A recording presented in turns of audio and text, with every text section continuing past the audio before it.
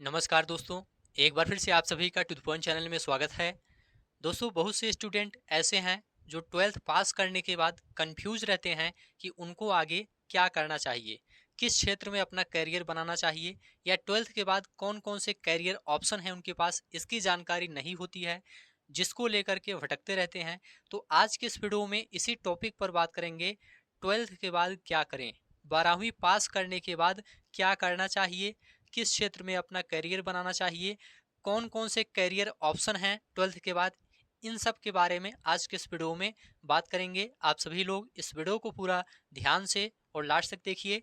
यहाँ पर दोस्तों हर डिपार्टमेंट के बारे में बात करेंगे। जैसे कि आपको डॉक्टर बनना है तो 12th के बाद आपको क्या करना चाहिए, इंजीनियर बनना है तो 12th के बाद आपको क्या करना चाहिए, या आप मेडिसिन के क्षेत्र में जाना चाहते हैं तो आपको क्या करना चाहिए, या आप जज बनना चाहते हैं, वकील बनना चाहते हैं तो 12th के बाद आप क्या कर सकते हैं, बिजनेस के क्षेत्र में अपना करियर बनाना चाहते हैं तो इसके लिए आप क्या कर सकते हैं, या आप कंप्यूटर के क्षेत्र में जाना चाहते हैं, होटल मैनेजमेंट आप करना चाहते हैं, या आप जर्नलिस्ट बनना चाहते हैं, या आप सीए बनना चाहते हैं, तो इन सब के लिए आप क्या कर सकते हैं इसके बारे में बात करेंगे। और साथ में देखेंगे कि आप गवर्नमेंट जॉब करना चाहते हैं तो इसके लिए आप 12th के बाद क्या कर सकते हैं।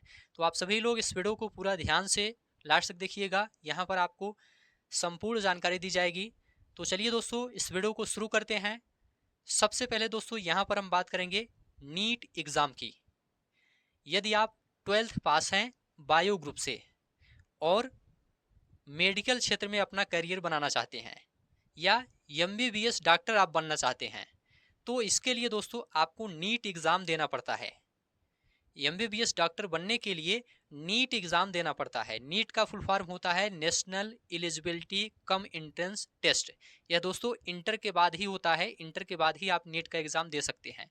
ठीक है, तो मेडिकल क्षेत्र में अपना करियर बनाने के लिए नीट एग्ज़ाम देना पड़ता है। इसके बाद मेडिकल कॉलेज में एडमिशन लेकर आप एमबीबीएस डॉक्टर की पढ़ाई कर सकते हैं। एमबीबीएस डॉक्टर की जो पढ़ाई होती है ये लगभग 5.5 साल की होती है। इसके बाद आप एमबीबीएस डॉक्टर बन सकते हैं। तो यहाँ पर दोस्तों पहला ऑप्शन आपके पास है 12th के बाद नीट एग्ज़ाम को क्रैक करना। नीट एग्ज़ाम को क्रैक करके आप एमबीबीएस डॉक्टर बन सकते हैं। ठीक है, और यहाँ पर दोस्तों 12th में आपका बायो होना चाहिए नीट एग्ज़ाम के लिए।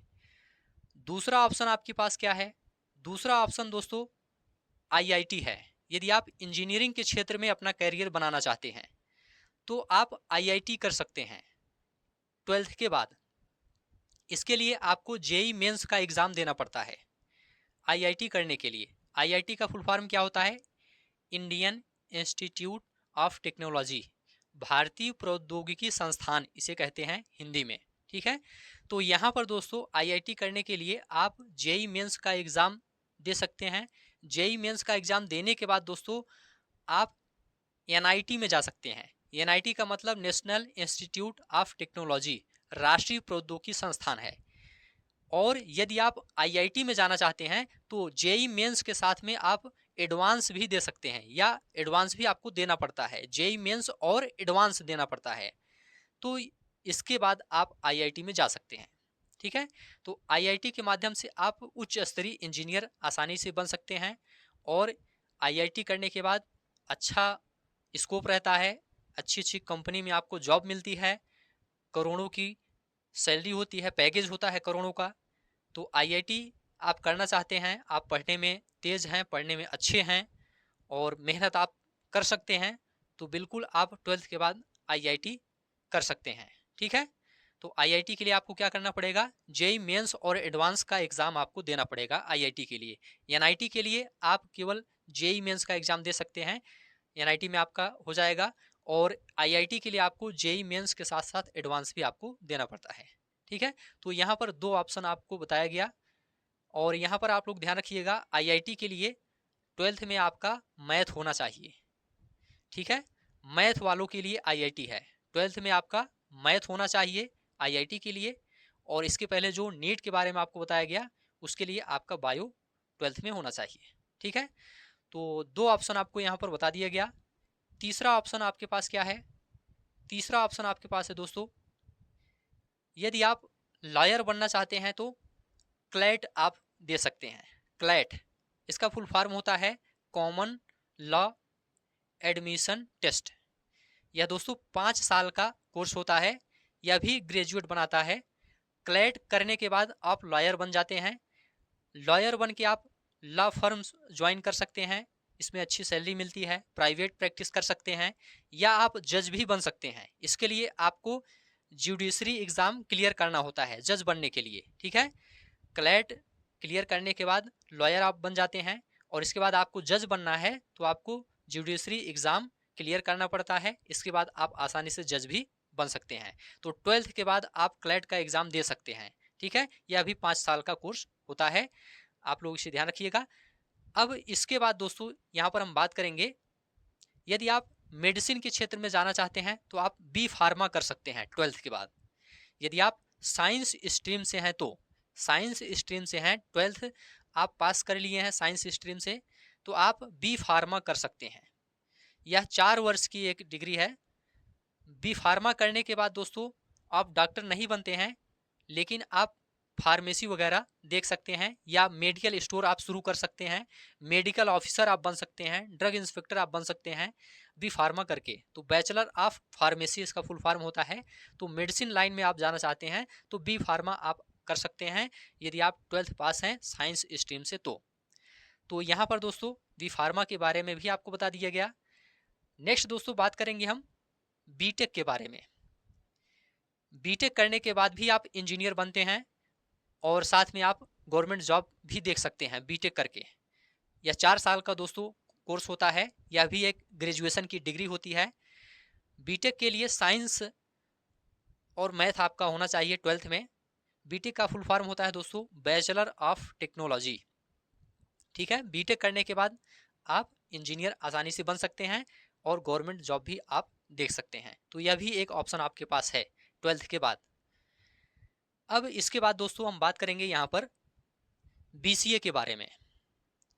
12th के बाद दोस्तों आप बीसीए कर सकते हैं, बैचलर्स ऑफ कंप्यूटर एप्लीकेशन। यह दोस्तों 3 साल का एक कोर्स होता है, जो कि 12th के बाद आप कर सकते हैं।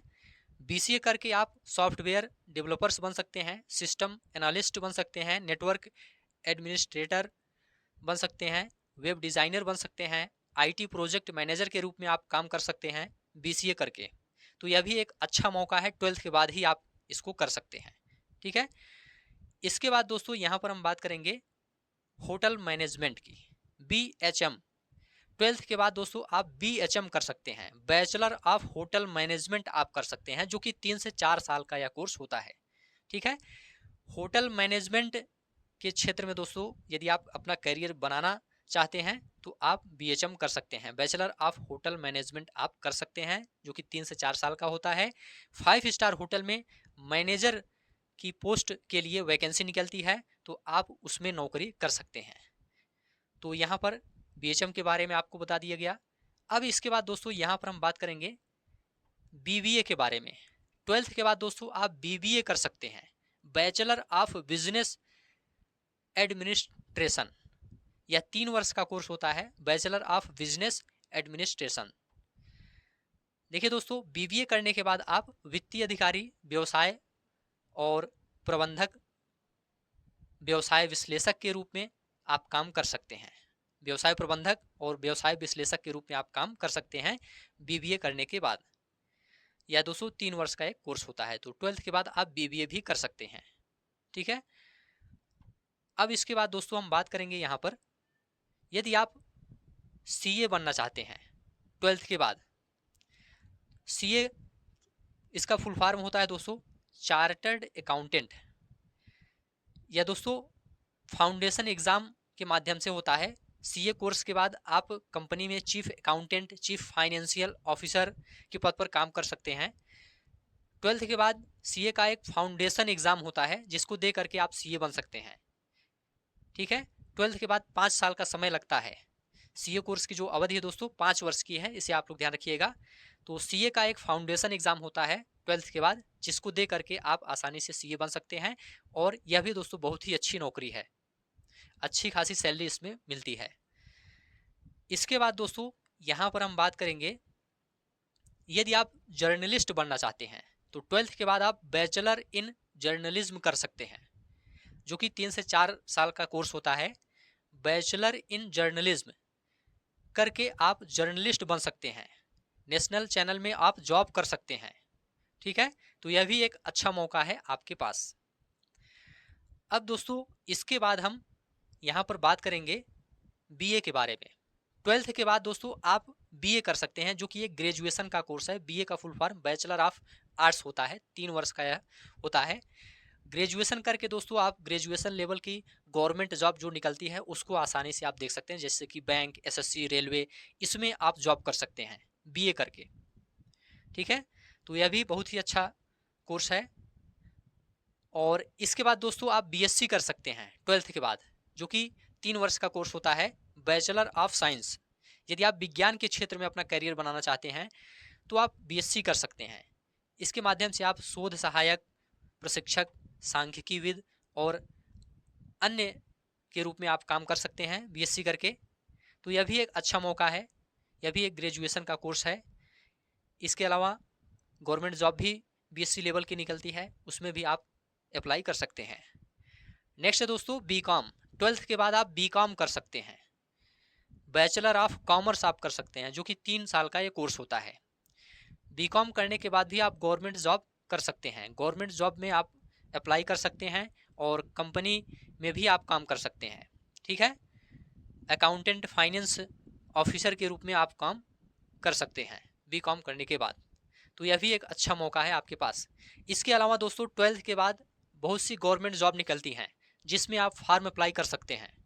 12th के बाद जो गवर्नमेंट जॉब निकलती हैं दोस्तों, उसमें भी आप फॉर्म अप्लाई कर सकते हैं।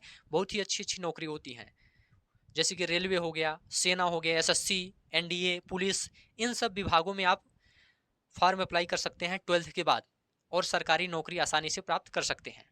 तो 12th के बाद दोस्तों बहुत से मौके आपके पास हैं, सरकारी क्षेत्र में भी मौके हैं, प्राइवेट क्षेत्र में भी मौके हैं। तो यहाँ पर दोस्तों कई क्षेत्रों के बारे में आपको बताया गया। 12th के बाद इतने मौके आपके पास हैं, और भी बहुत से मौके आपके पास हैं 12th के बाद।